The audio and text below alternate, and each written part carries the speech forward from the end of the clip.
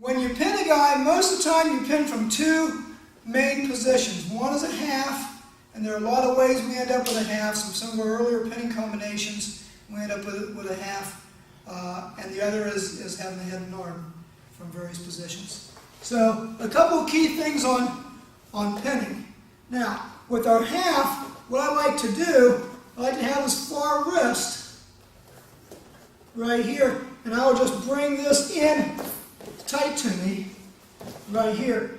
And when I have my half, I'm going to be on the crown of his head, and I will use a leg, bring my knee up close to his elbow right here. And what happens here, if I get my elbow and knee together, now when he tries to fight down, I've got some power. We have to fight down pretty hard. And see, I can drive and put all my weight right there and just pinch him big time right there. Whereas if I just go to half right here, I don't have any power. He clamps down, I lose this. So when you get here, every time I get him, bring his head in, bring your knee right to your elbow. Now he starts to fight, and you got a lot of power. See how I get my body behind that?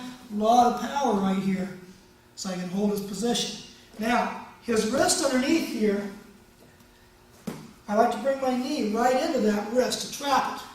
I don't really want this wrist to go to free up, because what happens a lot of times, we go for a pin, we lose this wrist, and from here, he just use that wrist and start to turn one way or the other, and fight until he gets his arm through. It happens a lot. So if I can trap that, I'll just keep that right in there. There's my knee, just comes in and pinches it. There's my half, crown of the head, as opposed to the neck. I feel he can fight with his neck too much here. Crown of the head, suck it in. There goes knee right to the elbow.